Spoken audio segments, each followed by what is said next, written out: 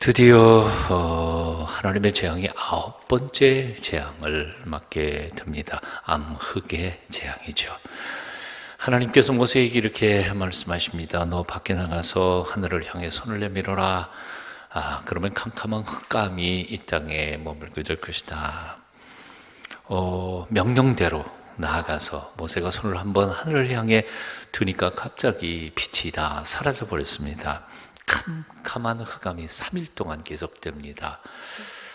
얼마나 깜깜한지 코앞도 보이지 않고 침상에서 내려와서 사람들을 분별할 수 없을 만큼 캄캄하기 때문에 정상적인 활동을 할 수가 없었습니다. 그래서 침실 밖으로 사람들은 나오지 못했던 것 같습니다.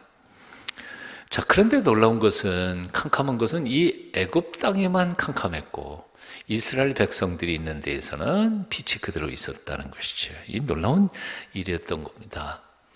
암흑의 재앙, 이 재앙을 통해서 하나님은 우리에게 무엇을 말씀하시려고 하는가, 오늘 묵상하는 시간 갖습니다. 이 암흑의 재앙에 대하여 우리 차준희 교수, 제 구약학 교수는 세 가지를 얘기를 했습니다. 첫째, 심리적인 공포, 또 두 번째 생물학적인 절망, 세 번째는 영적 절망, 이렇게 세 가지를 얘기를 했는데요. 처음에 심리적인 공포, 정말 그렇습니다. 칠흑 같은 암흑의 세상으로 바뀌어서 동쪽에 해가 뜨는 시간에도 여전히 깜깜해지고 그렇게 3일을 갔다는 것은 어쩌면 굉장히 남다른 두려움과 공포심을 가지게 했던 것 충분하리라고 생각해 봅니다. 사실 앞에 우박이 내려서 들판에 있었던 사람이나 혹은 짐승들이 상하거나 혹은 나무들이 다 꺾이거나 상의를 입는 것, 그 초자연적인 우박 재앙, 또는 그 뒤에 나타났던 이제 남아있는 식물들을 다 메뚜기가 와서 다 먹어치워버리고 하나도 남기지 못하는 그런 재앙, 이런 두 가지의 재앙에 비하면 암흑 재앙은 당장은 눈앞에 아무런 피해가 보이지 않았습니다. 그러니까 어떻게 보면 이것도 재앙일 수 있을까, 그런 느낌이 들지만, 사실은 이 암흑의 재앙은 사실 다른 차원에 있어서 심리적으로는 엄청난 공포를 누리게 했을 것이라고 생각해 봅니다. 그것도 이번에는 경고 한마디 없이, 다른 재앙들은 다 그냥 이렇게 하리라 해놓고 있잖아요. 근데 이번에 경고도 한마디 없이 모세가 손 한번 들으니까 깜깜해져 버린 겁니다. 이 이야기는 하나님께서는 마음만 잡수시면 언제든지 캄캄한 세상을 만들어내실 수 있다는 두려움과 공포심을 애굽 백성들에게 가지게 했던 것이라고 생각이 듭니다. 아마 굉장히 이제까지 경험해보지 못했던 두려움과 공포 속에 3일 동안 애굽 백성들은 어려움을 겪었을 것이라고 생각합니다.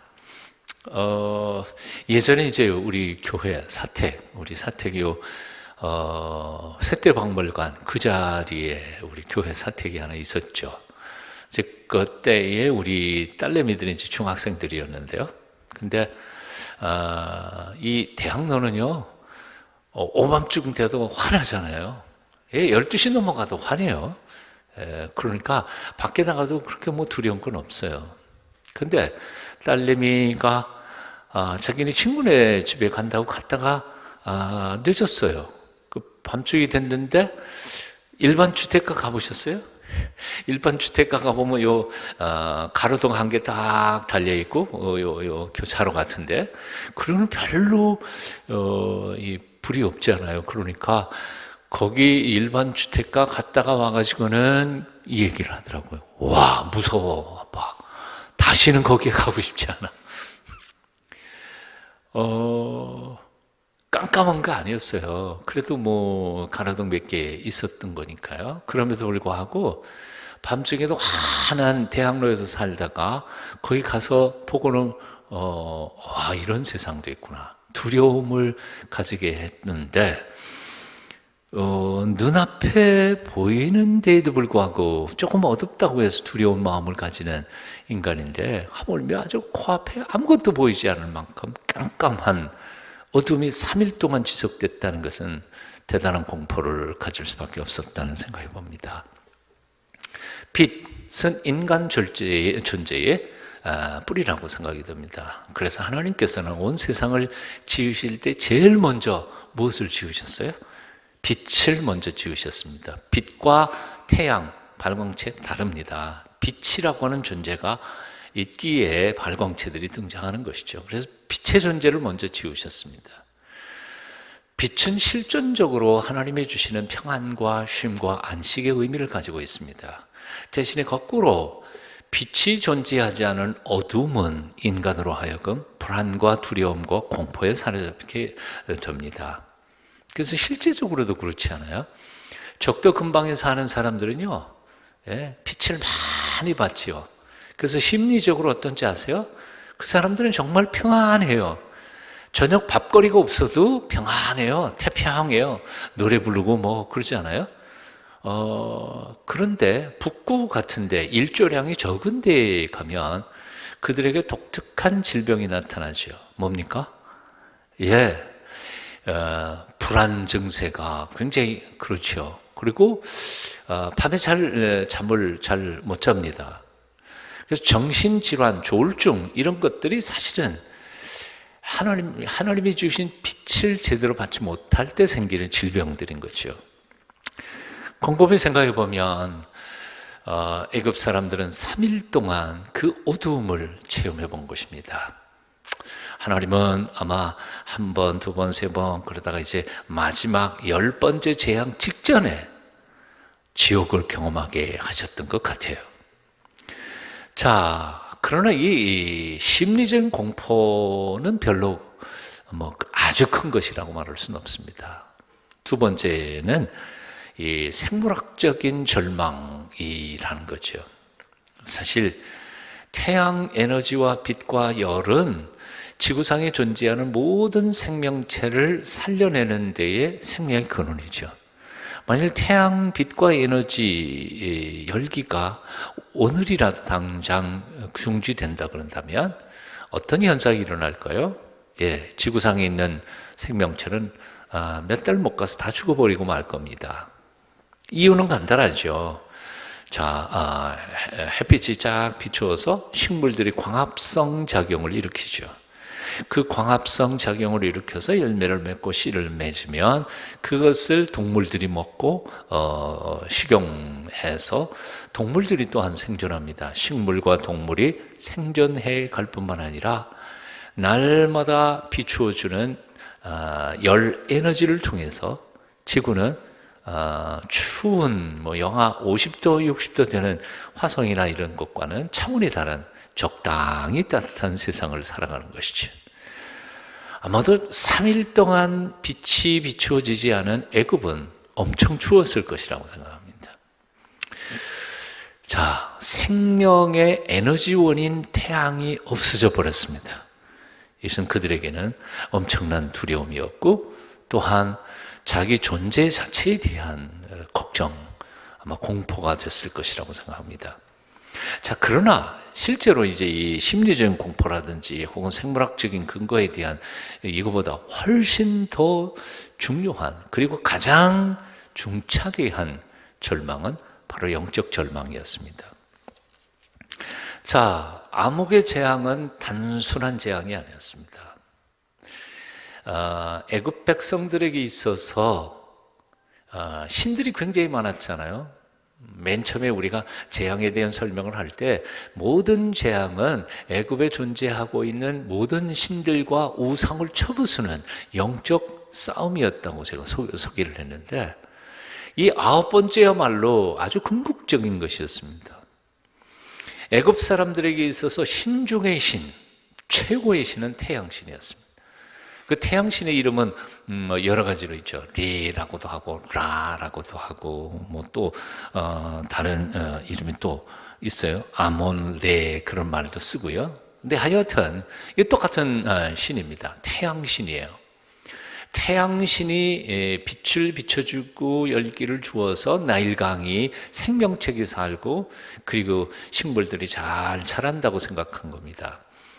태양신이 다른 신들을 통치하고 다스리는 최고의 신이었습니다. 그래서 바로 왕은 바로 그 태양신의 적자 아들이라고 생각했습니다.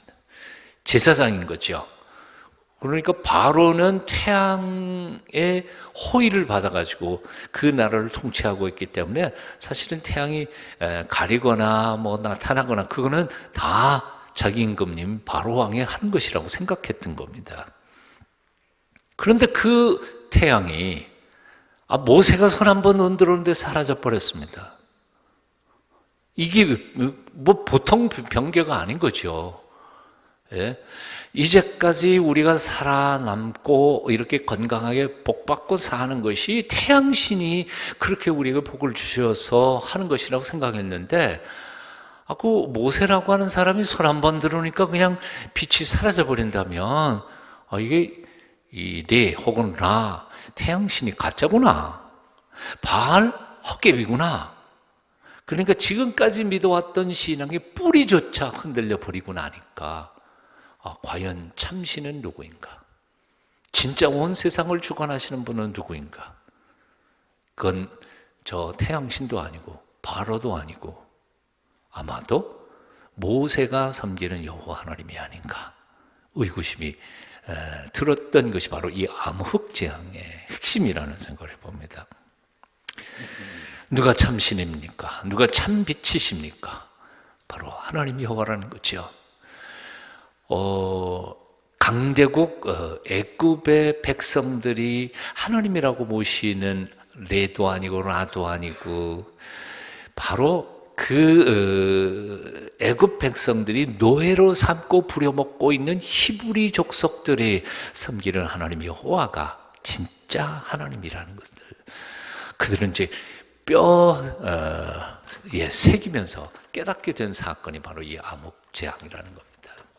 자, 옛날 얘기는 이제 이만하고 오늘날 현대를 살아가는 우리는 아마도 3300년 전에 어려움을 겪었던 히브리 민족들, 유대인들이나 똑같이 우리를 위협하는 수많은 것들 사이에 쌓여서 살아가고 있습니다. 여러분 요즘 여러분에게 겁주는 게 뭐가 있어요? 네? 애굽 왕 바로가 히브리 민족을 겁을 줬지만 요즘은 여러분 겁 안 잡수시는가 보네요. 예. 요즘 국제 정세를 보면요, 이게 뭐 정신이 하나도 없어요. 예. 트럼프도 옛날에 했던 거 뭐 다시 협상하자, 뭐 이건 무효다, 뭐 그러고 나오기도 하고. 저 김정은은 철없이 지금 뭐 수소폭탄, 뭐 원자폭탄 터트린다, 욕 바가지로 하고. 근데 가만히 생각하면 김정은하고 트럼프하고 비슷한 것 같아요. 비슷한 사람끼리 만나가지고 지금 이거 우리만 가운데서 잘못하면 큰일 나겠다 이런 생각이 듭니다. 게다가 시진핑은 그 대국 15억 인구의 이 수장으로서 참 꾀지지하게 사드 하나 뭐 이런 거 꼬집어가지고 참 대국이 아니에요. 거기는 아주 소국 중에서 아주 소국이고, 가만히 생각해보면 중국 사람들 밴댕이 속같이 조금 해가지고 우리는 비록 땅덩어리 이렇게 작지만 그래도 참 큰 사람들이 이 얘기를 해야 되는지 모르겠습니다. 제 얘기의 핵심은 이겁니다. 오늘날 우리가 직면하고 있는 이 국제 정세는 너무너무 힘든 거죠. 요즘에는 정말 이러다가 전쟁 나는 거 아닌가 하는 두려움이 있습니다. 사실 세상에서 제일 강심장의 나라가 대한민국 국민 아닙니까? 딴 사람들은 다 대한민국에서 전쟁 나는 거 아닌가? 그런데 우리는 뭐 태평합니다. 요즘 뭐 가끔씩 우리 막내딸이 미국에서 지 엄마한테 연락하는데, 엄마 괜찮아? 아직까지는 괜찮다. 그런데 요즘 들어와서 어머니 보니까요, 괜찮지만은 않은 것 같아요. 왜냐하면 이 강심장의 대한민국 국민들도 이제 전쟁이 터지면 좀 준비품을 해야 된다. 그래가지고 그거 비상식량, 뭐 구급품 뭐 이런 거 세트를 사 넣는다네요. 예? 여러분은 안 샀겠죠? 뭐 가스 전이하면 이거 방독면도 사놓고 뭐 심지어는 요즘 추석이 가까우니까요 추석 선물을 그걸 사서 보낸대요. 제가 그 언론에서 봤습니다. 야, 이 지금 겁을 먹기는 참 많이 먹고 있구나 그런 생각이 듭니다. 근데 곰곰이 생각해봐요. 자, 뭐 비상구급약품, 뭐 비상식량 조금, 뭐 물 몇 개. 아니 지금 원자폭탄, 수소폭탄이 터지고 뭐 미사일이 왔다 갔다 하고 장사정포 터지면 그까지 그게 뭔 의미가 있어요? 안 그래요? 살 수 있겠어요? 에? 며칠 더 살겠다고? 의미가 없는 것 같아요. 그런데 이 순간에 우리가 바로 3,300년 전에 히브리 민족, 히브리 사람들이 고백했던 그 믿음의 고백을 다시 한번 확인을 해야 한다는 생각이 듭니다. 자, 누가 참신인가? 누가 역사를 주관하고 있는가? 누가 진짜 왕인가? 바로가 진짜 왕이 아니라 하나님의 왕이신 건 믿으시죠? 예? 우리를 협박하고 있는 모든 주변에 있는 강대국의 협박들이 사실은 역사를 주관하시고 배후에서 그것을 섭리하시는 하나님 손 안에 있다는 사실을 우리는 믿지 않아요. 아멘이세요? 그렇다면 우리가 누구를 두려워해야 돼요? 트럼프 두려워할 말고 김정은 두려워할 거 아니고 시진핑 두려워할 게 아니고 바로 우리의 생명을 쥐고 계시는, 우리를 살리시기도 하시고 죽이시기도 하시는 하나님만 두려워하면 되는 줄로 믿습니다. 하나님만 두려워해야 돼요. 다른 거 다 헛개비예요. 손 하나만 들면 그림자조차도 없어질 수밖에 없는 존재들이 하나님께서 태양을 머물러 그러면 한 걸음도 앞으로 못 나가게 하시는 거예요. 하나님 아니에요. 예? 빛 존재 없어져 버리면 애굽 땅 전체가 깜깜하지만 옆에는 또 환하게 하실 수도 있는 것 하나님의 섭리니까요. 결국 예수님께서 말씀하셨던 것처럼 육신을 죽이는 자들 두려워하지 마라. 육신과 함께 너희 영혼을 함께 멸하시는 하나님 아버지를 두려워해라. 오늘날 이 시대에 예수 믿는 사람들, 하나님의 백성들이 하나님을 두려워할 줄 몰라요. 하나님의 말씀을 진지하게 깊이 생각하며 그 말씀대로 살아가려고 노력하지 않는 게 문제라고 생각합니다. 다시 한 번 더 지금 어쩌면 저는 이런 생각을 해봅니다. 이런 위기 상황, 이런 급박하게 돌아가고 있는 국제정세 속에 하나님은 우리에게 회개할 기회를 주시는 것이라고 믿습니다. 다시 한번 삶을 정비하고 하나님 앞에 경건하고 거룩하게 다시 살 수 있는 기회를 주시는 것이라고 생각합니다. 만일 이 기회를 주셨는데도 우리가 그렇게 하나님 마음에 기쁘게, 하나님 마음에 들게 삶을 고치고 생각을 바꾸지 않는다면 우리가 염려하는 대로, 우리가 걱정하는 대로 하나님께서 그냥 내버려 두시면 뭐 나라 망하는 게 뭐 그렇게 오래 걸리겠어요? 하루아침에 요 조그만 나라 대한민국 정도야 하루아침에 공중분해 될 수도 있는 거 아니에요? 두렵고 떨리는 마음으로 하나님 앞에 우리 자신을 매 순간 돌아봐야 하겠습니다. 이제 욕심 좀 그만 버리고 자기 욕심 그만 좀 버리고 하나님께서 주신 시간, 하나님께서 주신 재물들 가능한 대로 옆에 있는 사람과 나누어 쓰면서 같이 하나님을 기쁘시게 해드리는 신앙생활을 시작했으면 좋겠습니다. 동의하시면 아멘이요.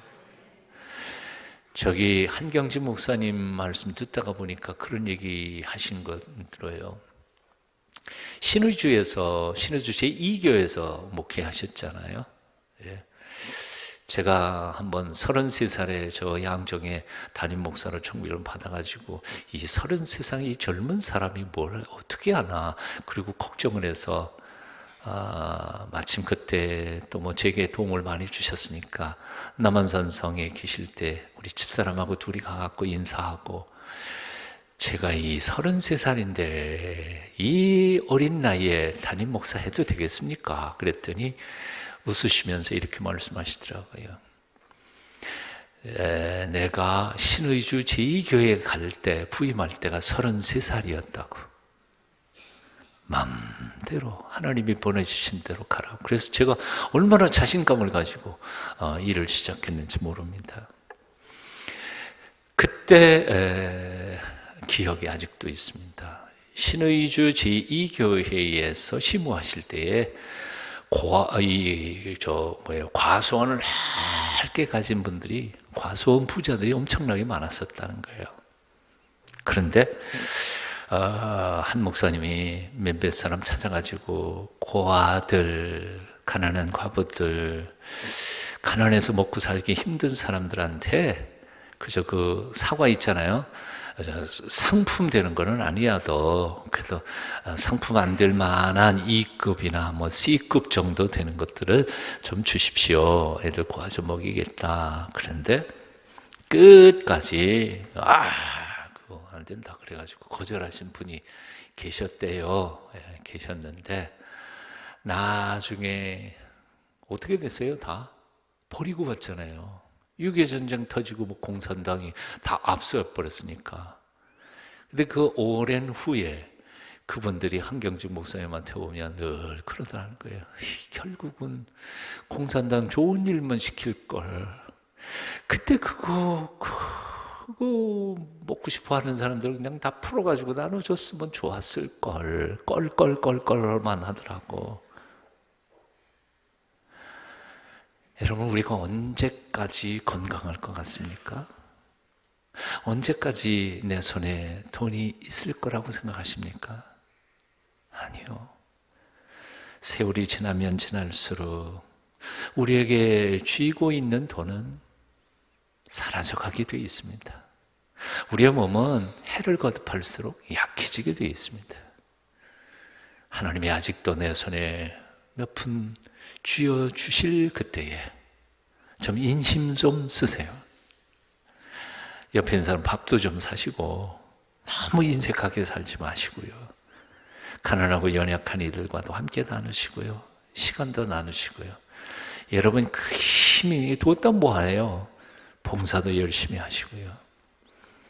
오늘 아침에도 제가 말씀을 준비하면서 전도서 12장 1절 이하를 읽었는데요. 요즘에 옛날에 읽은 거하고는 감각이 틀리더라고요. 왜냐하면 그 한 절 한 절이 전부 다 나한테 하는 얘기 같아서요. 조금 읽어드릴까요? 너는 아직 젊을 때 곧 고난의 날이 오기 전에, 이거 지금 현대인의 성경에서 읽어드립니다. 나는 아무 낙이 없다고 말할 때가 되기 전에 너의 창조자를 기억하라. 내가 너무 늙어 해와 달과 별이 보이지 않고 슬픔이 떠날 날이 없을 때 그를 기억하려고 하면 이미 늦을 것이다. 요즘에는요 진짜 눈이 잘 안 보여요. 눈이 잘 안 보여. 해와 달과 별이 왜 안 보이나? 젊었을 땐 그랬는데 그 CTS에서 방송 진행하다가 보고 프롬프트가 있는데요. 프롬프트가 어떤 때는 아리까리 가지고 안 보여서 멋대로 하다가 보면 틀리고 막 그럽니다. 이 생방 때는 정말 보통 걱정이 아니야. 그래서 안경을 써야 되나? 여러분 눈이 안 보일 때가 있습니다. 점점 더 할 겁니다. 그때에는 너를 보호하던 팔도 떨 것이며 흔들리죠. 지금 강한 너의 다리도 약해질 것이다. 그리고 이빨이 거의 다 빠져 음식을 잘 씹지 못할 것이며 눈은 어두워서 보지 못할 것이다. 귀는 어두워 거리에서 들려오는 소리를 듣지 못할 것이며 음식을 씹는 소리가 적을 것이다. 그리고 깊은 잠을 자지 못할 것이며 이쯤 나이가 되니까요, 정말 깊은 잠을 못 자요. 참 진리예요. 음성도 떨릴 것이다. 저는 참 목소리 좋았거든요. 근데 이제는 조금 말하다가 보면 목이 쫙 가버립니다. 그때 너는 높은 것을 두려워할 것이며 걷는 것도 위험할 것이다. 머리는 온통 휘어지고 거동하기가 불편해서 몸을 제대로 끌고 다닐 수 없을 것이며 모든 의욕과 정욕은 사라질 것이다. 그렇게 되면 결국 조객들이 네 집을 찾아 들 날도 멀지 않을 것이다. 은줄이 끊어지고 몸의 모든 기능이 정지되며 육은 본래의 흙으로 돌아가고 영은 그것을 주신 하나님께로 돌아가기 전에, 한번 따라해 보시죠. 너희 창조자를 기억하라. 3300년 전에 이슈가 오늘 이 시대에도 정확히 이슈입니다. 나 인생의 주인이 누구냐 하는 거고요. 역사의 주인이 누구냐 하는 거고요. 나를 죽이고 살리는 것이 바로냐 아니면 하나님이냐. 모세는 눈에 보이는 바로를 안 보이는 것처럼 두려워하지 않고 눈에 보이지 않는 하나님의 여호와를 보이는 것처럼 두려워하며 그의 말씀을 순종하면서 나아갔다고 히브리서 11장은 말씀하고 있습니다. 눈앞에 반드시 보이는 바로의 권세와 능력은 안 보이는 것처럼, 보이지 않는 하나님의 여호와, 그분은 보는 것처럼 그분을 경외하면서 살아간 사람이 바로 모세의 믿음이었습니다. 오늘 이 저녁에 다시 한번 우리 자신에게 물어야 하겠습니다. 누가 왕입니까? 누가 참 하나님이십니까? 누가 나의 인생을 죽이고 살리시는 분이십니까? 내가 진정 두려워해야 할 분은 누구이십니까? 바로 그 하나님 여호와께서 오늘도 눈에 보이지 않지만 우리의 예배 가운데 이 예배를 받으시고 기뻐하시기 위하여 이 자리에 함께 와 계신 줄로 믿습니다. 우리는 그러니까 집에서 걱정하고 TV 보면서 염려하고 그럴 게 아니라 적어도 이 예배 1시간만큼은 그분을 향하여 우리의 마음을 탁 열어야 되겠어요. 근심 걱정 다 버리고요, 그분의 이름을 찬송하고 그분만 의지하며 그분만 붙잡고 그분 안에서 평안과 안식과 용기를 회복하는 그런 예배가 됐으면 좋겠습니다. 오늘 이 저녁에 마음의 눈을 열고 이 눈으로는 보이지 않지만 영으로 우리 가운데 오셔서 우리 예배를 받으시는 그분으로 인하여 새로운 용기 회복하는 이 저녁 되시기를 축원합니다. 새롭게 저는 시편 113편 읽으면서 또 은혜를 받았어요. 오늘 아침 새벽에도요. 할렐루야, 여호와의 종들아 찬양하라. 여호와의 이름을 찬양하라. 이제부터 영원까지 여호와의 이름을 찬송할지로다. 해 돋는 데에서부터 해 지는 데까지 여호와 이름이 찬양을 받으시리로다. 여호와 우리 하나님과 같은 이가 누구이리요? 높은 곳에 앉으셨으나 스스로 낮추사 천지를 살피시며 가난한 자를 먼지 더미에 일으키시며 궁핍한 자를 거름 더미에 들어 세워 지도자를 곧 그의 백성의 지도자들과 함께 세우시며 또 임신하지 못하던 여자를 집에 살게 하사 자녀들을 즐겁게 하는 어머니가 되게 하시는도다. 할렐루야. 하나님이 우리 인생의 주인이십니다. 너무 걱정하지 마십시다. 너무 두려워하지도 마십시다. 하나님만 바라보며 하나님이 죽이시면 죽는 거고 살리시면 사는 거고 하나님의 은총 아래서 그분만 의지하고 살아갈 때 우리의 삶이 안연히 당당하게 끝까지 갈 수 있게 될 줄로 믿습니다. 오늘 본문이 주는 마지막 두 가지 아주 짧게 언급하고 말씀을 드리렵니다. 오늘 본문을 통해서 두 가지 주시는 말씀, 명령이 있습니다. 첫째, 바로처럼 너무 고집스럽게 살지 마라. 망할 때까지 자기 고집을 꺾지 못했습니다. 오늘날 이 시대에 많은 크리스찬들이 하나님을 믿는다 하는 사람들이 제 고집대로 하나님의 말씀대로 살지 않고 제 고집대로 살다가 망해버린 사람이 한둘이 아닙니다. 목사 장로 포함해서 말이죠. 고집 좀 부리지 마십시다.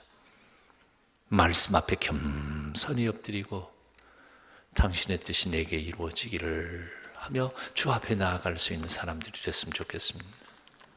오늘 본문이 우리에게 주시는 두 번째 메시지가 또 있습니다. 그것은 뭔고 하니 하나님하고 감히 흥정하려고 하지 말라는 거예요.